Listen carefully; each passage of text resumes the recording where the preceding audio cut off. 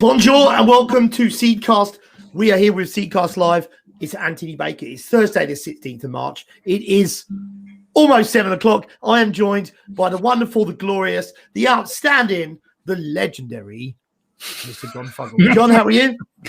I'm legendary, yes. Look, I mean, you won multiple world championships. Welcome to Seedcast. Oh my gosh, there's two of you. Yes, there's more of me. There should be more of me, really, to be honest. If if I could reproduce myself, which I'm pretty sure I've done with my children, because they're just like me, that the world should be populated people like me. No. But I do like the fact you got famous and esteemed and all that kind of stuff. It's very flattering, and thank you very much. But only one of us has won world championships. I mean, I've got a world record behind me, but it wasn't really anything as exotic as what you've done. Perfect. Well, we're live anyway, guys, and as we come to you every Tuesday evening at 7 o'clock, it is John and I every Tuesday. Seedcast is a little bit of a view of what's going on in the world right now. We pick a couple of topics. Tonight we're talking about audio streaming and online shopping, and hopefully you guys will get involved. This is very much this is the part of the show, if you like, where everybody can get involved all the way through. In fact, please feel free to comment and post, so on and so forth. Not every platform that you are looking on and talking on we'll be able to get through our restreaming platform. But if you're on Facebook and LinkedIn, that should come up, and hopefully you should be live. So please feel free to do that and join us with that. I just want to let everybody know I still can't speak properly, but I'm getting close to being 100% annoying, as I said to somebody earlier on, and they said, no, you're already at 100%. So yes, I mean, the fact that your voice is struggling to be heard doesn't seem to have deterred you any. Can you put your phone on mute, by the way, just to be clear? I was wondering if you can hear that. I'm just going to log out of that. So guys, we are live on Clubhouse. What's it called? Clubhouse as well. We're going to talk about that stuff a little bit later on, but I'm just going to leave yours because it's funny, isn't it? Even though it's really, because my mic picks it up unbelievably well, but excuse me. Yeah. So I am almost there. I'm almost back to normality. Today I worked a pretty full day from like 7 this morning till now, and I've got some more work to do, but I'm almost there. Your lip sync is miles out. I don't know what are you been like Hollywood in the 1950s and what that. Hello. That's better. And he's back in the room. Is that better? No, it's better. Much better. So, I mean, but you're recovering. I have my jab today as well. So, if I go crook in the next couple of days, we know why.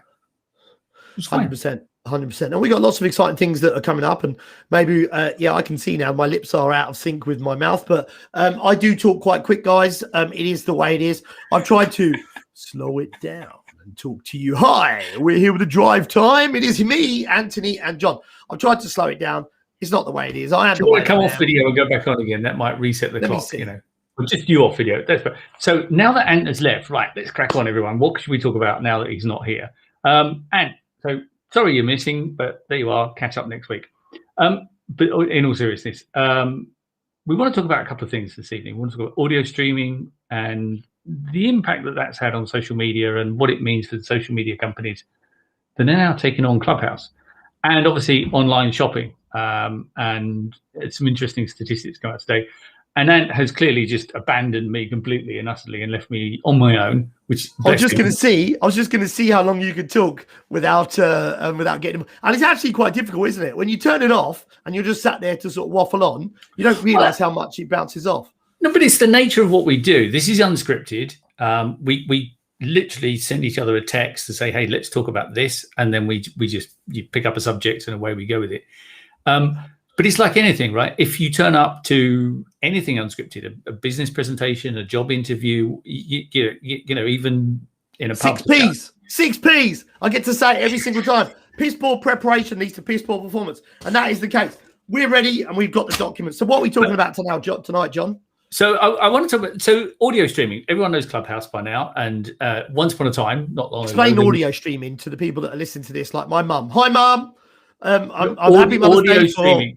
So radio is audio streaming, only it's broadcast. In other words, somebody like Smashy and Nicey, they sit there and they broadcast Smashy and Nicey, and a bit of Bachman Turner Overdrive. They sit there and broadcast, and we all tune in. so audio streaming is the same thing. Only you use an application or your website or whatever. So it's kind of instead of splurging it out over the airwaves, you use digital media. So it is radio, live radio, if you like. You know, we do podcast. We do podcasts, which is recorded. But yeah, audio streaming. So Clubhouse have developed this kind of platform where you talk, people listen, people tune in. And they want to hear what you say, and they can kind of contribute. And now you've got Twitter, LinkedIn, and Facebook have all kind of gone, that's really cool. We're just going to go and take that idea and make it our own. The problem is with Clubhouse, there's no intellectual property. And if you don't have intellectual property and you've got a good idea, people with much more money and a lot more people sitting there coming up with the next big idea can just go and go, that's great, we'll take it, thank you very much. And that's the problem. We're not stifling innovation because someone somewhere came up with the idea of Clubhouse and it's very successful. Commercially, I don't know. But the big guys just come along and went, that's good, we'll just take that. Thank you very much. It's like the bully in the playground, Well, I mean, Clubhouse, that their value comes from its readership, right? It's the people that are logged in, the members, the contact, the details. That's what you're selling. So Clubhouse, for the guys that are not au fait on Clubhouse, it is an invitation-only audio platform where you can go and listen to people talk about mindset and other stuff that's whatever. We do a show. I do a show on Wednesday evening with the wonderful Ruella, I should say. It's really confusing that there's Ruella and Joella. With Ruella, who is a Rec to Rec, we do, and I have the recruitment community. John and I are starting another community as well, which is other business we're looking at doing. So, and what you do is you go on there and you can log into rooms, and on that room you can discuss whatever you want to discuss. You can talk about it. You can put your hand up. You can talk, and so on. But very quickly it has become 20 people who run all these massive rooms. I don't know. The jury's still out for me. Is it the next cool thing? I mean, a lot of people like and consume podcasts, so it's kind of, it's a natural evolution of that. You can do live. Everyone used to like recording stuff, and everyone wants to be live. So it's a natural evolution of that. But I'm not. I guess the big guys, the Facebooks of this world, if they make it part of their wider application, it's potentially going to get used much more regularly because people are on that element of social media. As a standalone element, it becomes a bit more difficult. There's no point buying Clubhouse because the technology is just dead easy to do. Well, they're all your readers anyway, aren't they? They're all your subscribers anyway. So the problem is you can't defend what they're doing, what Clubhouse are doing, because there's no IP. You can't defend what Facebook are doing because it's a good business idea, so why not go do it? But it's getting in the way of competition. That's my problem. And what happens to the next thing? The next second biggest search engine on the internet is YouTube, which is brilliant. Yeah. And there's a few others, Vimeo and a few others, but they're just so far ahead of everyone else. I'm not saying we need to break all this stuff up and it's all a bit monopolistic and all that kind of stuff, but I do wonder 400,000 technology companies have for the future. 400,000 hours a minute get uploaded or something stupid to YouTube. It's just phenomenal. We're live on YouTube as well, guys, and we're live through the whole platform. 7:08, half an hour with John and I tonight. So we're looking at audio streaming, and we're talking about audio streaming. If we want to look at some subjects, these are the subjects I want to like to talk about, John. Time versus return. Talk to me. Well, so I know people that just got sucked into Clubhouse. We all did 10 years ago on Facebook. It's hilarious that the next generation of children coming through school, they don't want to use Facebook because it's what old people like you and me use. Yeah. But how we communicate with everybody. Exactly. But Clubhouse, I know people who've just spent hours and hours on it. I talked to a guy the other day, he said it was 6 o'clock in the morning, laying in bed listening to Clubhouse. And I'm like, what? If you're up at 6 o'clock in the morning, there must be better things to do. Even if you're pottering around the house with your earphones in, but he was, so I just think it's easy to get sucked in and you kind of go, oh, I got this many followers. I got this many people. Okay, great. What does that mean? What does that mean for your business? What does it mean for you personally? Blah, blah, blah. What's the return on the investment? How many hours are you spending? And, from a business point of view, how many hours are you spending? How many people actually bought something off you at the end of it? That's the the ROI that we don't do. We just talk about how many people liked me. Well, as far as I'm concerned, not a single like in the world has ever paid a gas bill. Yeah. Well, yeah. And to my mum, if you're watching this, yes, it's not Thursday. It is Tuesday. We do this every Tuesday, just for the record. So she did comment on one of our Facebook pages. But okay, so time versus return. So my 2 cents of what it's worth. Clubhouse is, if for us mere mortals, if you are Grant Cardone and you're all of these guys that have got 100,000 people in your room and you are selling online platforms, 100%. If you have got like some sort of thing where how to make 100K, I mean, that would be something to be worth watching, wouldn't it? How to create a career, which is 100K. Well, that's something that I would go listen to. Well, because everyone's doing the how to become a millionaire. All you got to do is change your mind and you can become a millionaire. Really? Yeah. Oh, if it's that easy, you should have told me last week. I mean, that's the other thing. You mentioned Grant Cardone, and there are many other people. They jump onto Clubhouse and they suddenly turn up with 500,000 followers. There's people out there got really good content, really good stuff. And again, it's the big guys win, right? Because they just, I mean, don't get me wrong, they all started off as small guys, but it's becoming more and more and more difficult to climb that particular slippery pole. To get onto the list for people to actually listen to. Yeah, 100%. Okay, so time versus return. Let's look at Clubhouse. John, what is your what do you think? Is it worth it or not? Not yet so far, but if you give up early, you'll never know. It's knowing when to give up, right? That's the other thing. It's knowing what works, what doesn't work. So it's about experimenting, trying, and learning. And failing is okay as long as you learn from it. Right now, we simulcast. There's a word for you. We simulcast through Clubhouse at the same time. So the effort for me and you is marginal, right? It's just a matter of another connection. So it's not a big deal. I've been invited to a few platforms. One was 4 hours on a Friday night. I mean, we can't go out on a Friday night, but believe me or not, I've still got better things to do for 4 hours on a Friday night, even if I can't go down the pub. So sometimes it's a bit too much of it. Everyone's got to make their own decision, right? If you're sat at home and you got no mates, great, go for it. So our prognosis is time versus return on Clubhouse. It's a no, unless you've got value content and you can actually talk and you can actually go through it. So if we're looking to grow, because let's just face it, Clubhouse is not just about people that want to go out and grow a network and sell mindset programs and all that sort of stuff. Some people just like to go on Clubhouse to improve the way they talk, to improve the way that, or a better understand, maybe to come up with some content, put it out to the marketplace and see what happens. So there are lots of different uses for this platform. So where should people look if they want to, if they're looking to grow a business, if maybe they're a mindset coach or they're a trainer or they're a growth consultant or they're even a recruiter and they want to be able to go and find information, or a salesperson? You got to go and find where your market is, right? If you're a fisherman, you don't go to the woods. You don't go to the woods unless there's a lake or a pond in the middle of it, right? And if you're a tree cutter, you don't go to the desert. You got to go to where the market is. You got to go to where the people that you want to engage with, and it's not always that obvious. So you find, the phrase I hate is avatar. Find your avatar. What is your archetypical customer or the top 3 typical customers that you want, and find out where they hang out. Your alias, or what do they call it when you're writing a book and you put a different name? Pseudonym. That's a kiddie. Yeah, I am Derek Gochi. So someone said to me today, a mate, which I thought was really cool. They said about Mo, because Mo came back today. They were like, I bet Mo's got his pants. Oh yeah, Nick Kinlock, actually, my boss. He was like, I bet Mo's got his pants on over his trousers. And for a second, I was like, I wonder what he's talking about. And then I was like, yeah, superhero, man. And he was all over it. So I am currently wearing my pants over my shorts because it's shorts from here on in. There's no it's very underrated.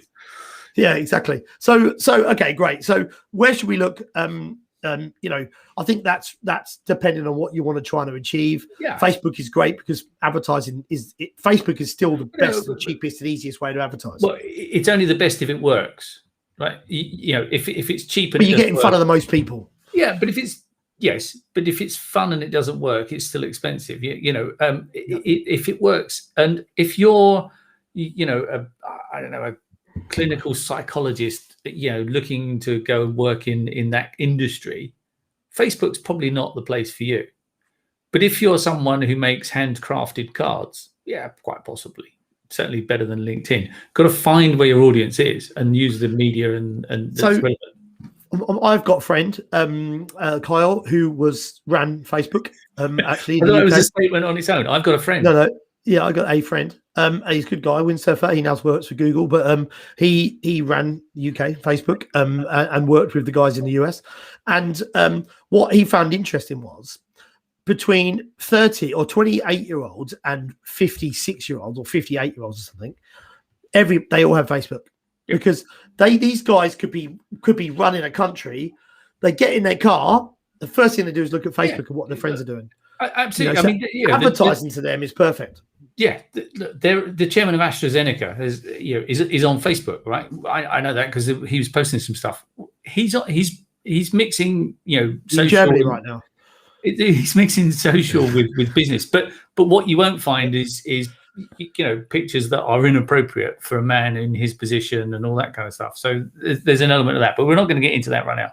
Yeah, maybe that's the story for another day. Okay, but being on social media absolutely is about connecting with people. And if you're a hard-nosed businessman, you do still need to show the softer side of you, the personal side of you. Ka-ching. Yes.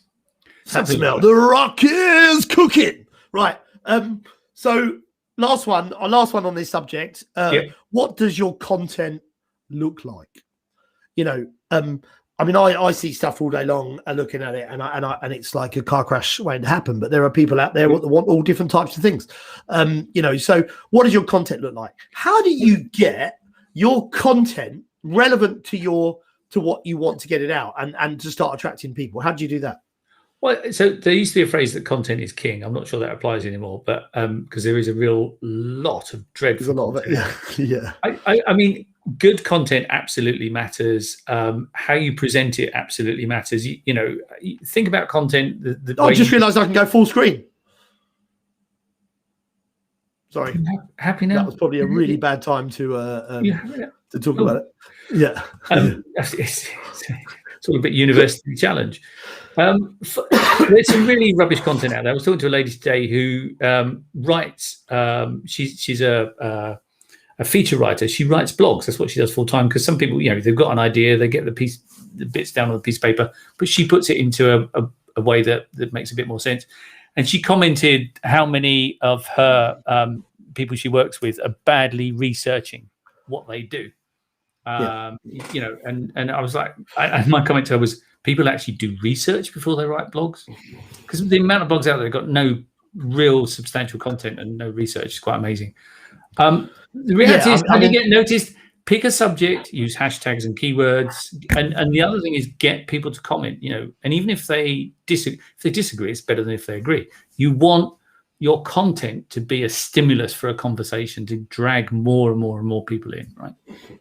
Yeah, a stimulus for a conversation. I like that. Well, if you're sitting in a pub having a quiet conversation, nobody notices. But if you're standing in a pub and you're having a punch up, you've got a lot of people watching. So we're writing some content right now, John, yourself and I, mostly you, and a lot of content. 100 and however many 121. It keeps going up every time we talk about it, and we've got to film that content. We obviously work from during the day, so we have got to do it on weekends, and we're meeting up this Sunday to do that. And that's very interesting for me, and because we know it all, we do it all day long and we talk about it. The actual preparation, the production of it, and putting it in and producing it is actually very difficult. You know what I mean? To make it valued content. But you focus on the value, right? If you're producing podcasts, if you're producing blogs, if you're producing live streams, whatever, focus on the value, because let's be honest, it ain't Hollywood. I mean, I'm obviously the hero, you're obviously the villain. We know that, but it ain't Hollywood. It's not going to be that slick. The villain's always the better looking one, though, isn't he? And they get the girl, right? I get the girl. Yeah. So the reality is, it's not going to be Hollywood. So focus on the content, right? And it hasn't got to be super, super slick and super. It's got to be real, right? Here we are, unscripted. This is real. This is you and me picking a couple of subjects and talking about them, hopefully to give people some ideas, some knowledge, some help. and some advice, and just go away with something to think about. I'll tell you what's interesting today. We looked at our cameras, didn't we? And we looked at the quality. I've got some very expensive cameras, which I've had from windsurfing and doing all the videos and stuff that you've done. But my iPhone is twice as good. Yeah. It offers everything that we need from your phone. I mean, it is literally is quite amazing now, the stuff that you can do and create. And I'm excited about it because it's creating something new. I think that the way that we've looked at it and the way that we put it into practice is key. And obviously the subjects we're talking about are the same subjects that we're actually put into practice as we go down the road from doing it. And I think that's that in itself is interesting, and where you get to when you deliver. So what we talk about, audio streaming, time versus return, where should you look, and what does your content look like? You don't like golf, do you? No, it's funny. I've actually been to the Open and watched it, and it was enjoyable to watch because it's a very skilled sport. Well, it is when you're not playing. It's a very skilled sport. It's just the time, right? You know, I mean, if there are people, I'm sure that clubhouse and golf is a perfect marriage, right? Because there's hours on the golf course, and so it's the sheer amount of time, and it's the time it takes to get good. That's the challenge I have with it. You know what's funny, and I'm trying to find it. I'm trying to find it. We go through this. Is that I was watching the TPC over the weekend, and they've got this one hole which is a par 3, which is this island. And I was on the video call earlier on, and I was like that, and I looked up and I realised that my hairpiece there, the little island, looks like the island off the TPC at Sawgrass. Do you know one thing I sorely there's an opportunity missed. We should have had Murray Walker commentating on golf. Yeah. That would have been good. Yeah, it would have been good. I mean, and you know what, a legend has passed, and this year and the last couple of years seems to be lots of people like that come and go. So let's move on anyway to the next subject.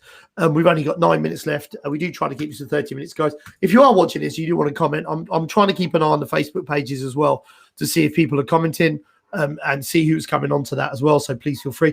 It's usually my mum. Hi, mum. I love you. Hope you're well. But we can always go from there. So let's move on. We are talking about online shopping. You know, I've written down high street to public housing, but that's something we can talk about in a second. You had some pretty good, interesting points. There was a report in The Economist in terms of spend. You're so highbrow. No, it's the only paper I read. It wasn't in the Sun.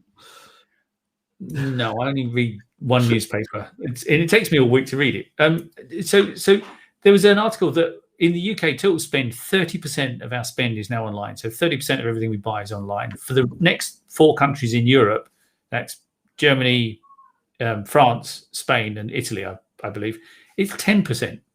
Right. So the UK is way ahead of the rest of Europe now.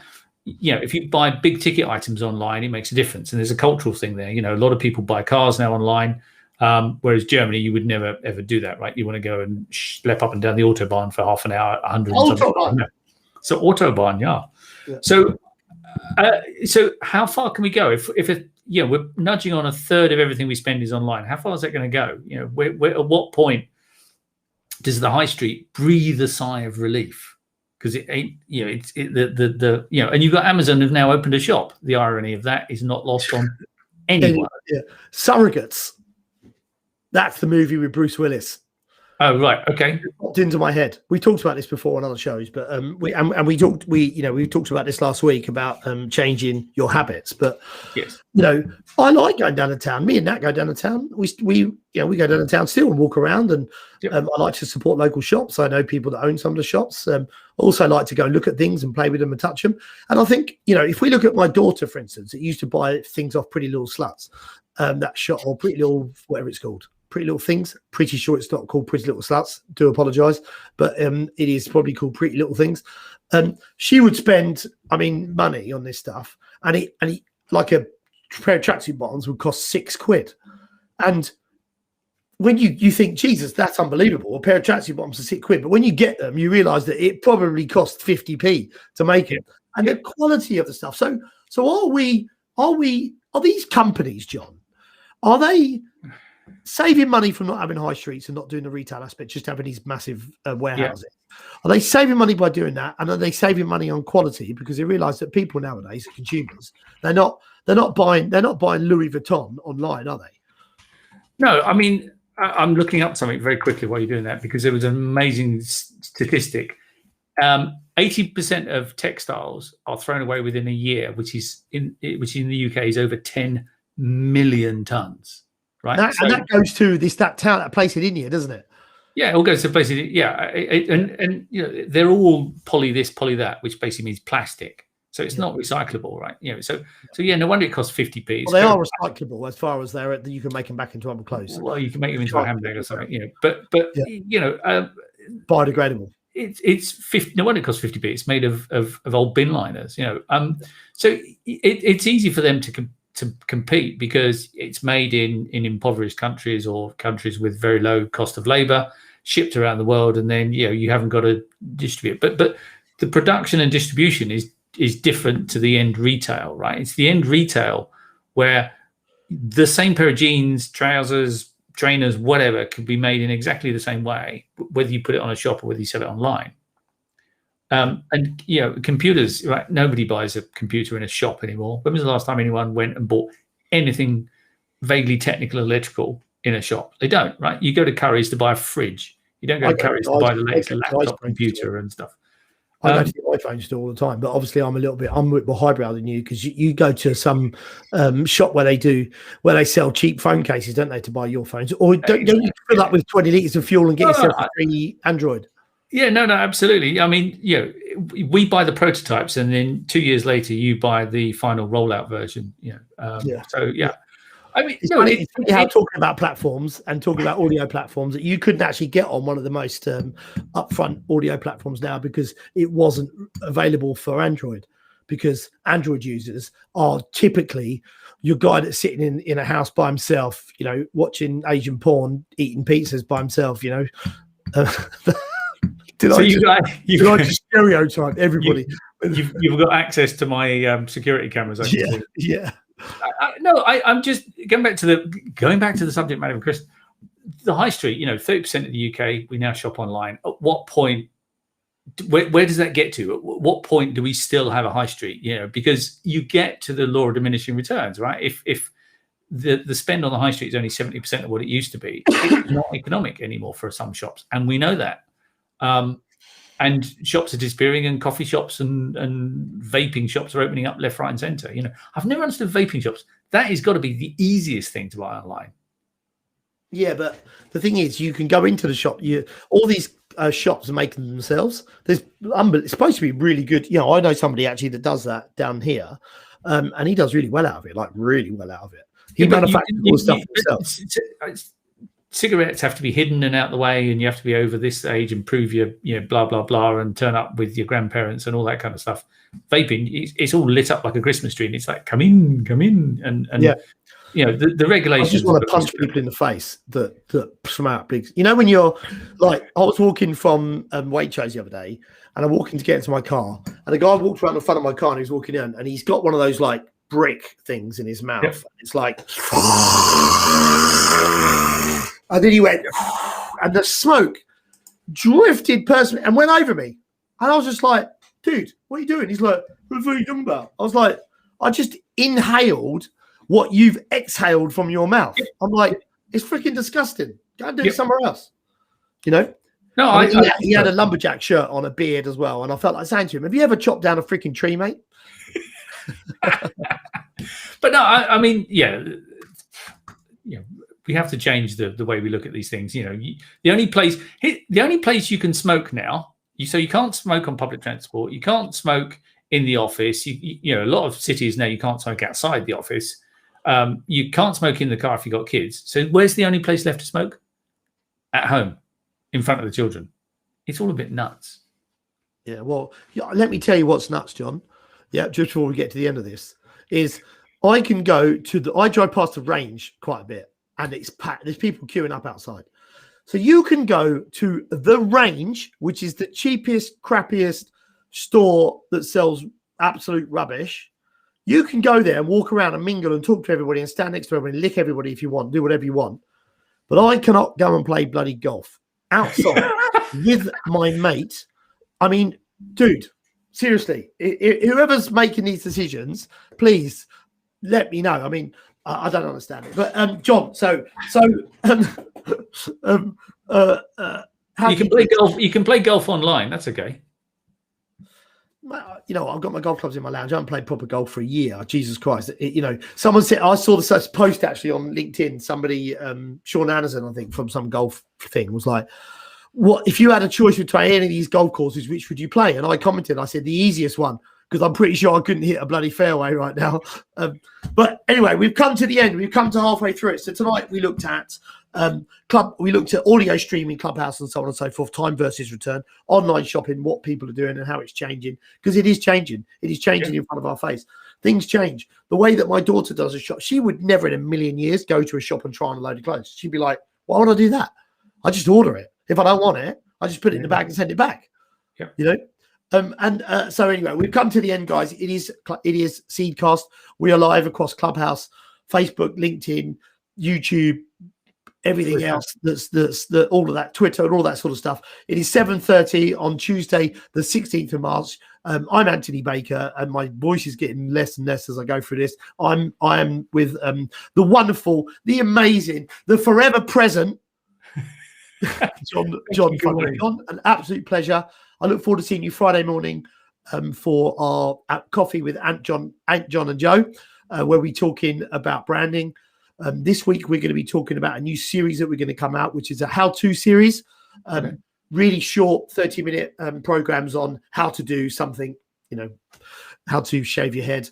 I don't know why I said that. I was just looking at yours, John. But have a fantastic evening, guys. John, a pleasure as always. Have a lovely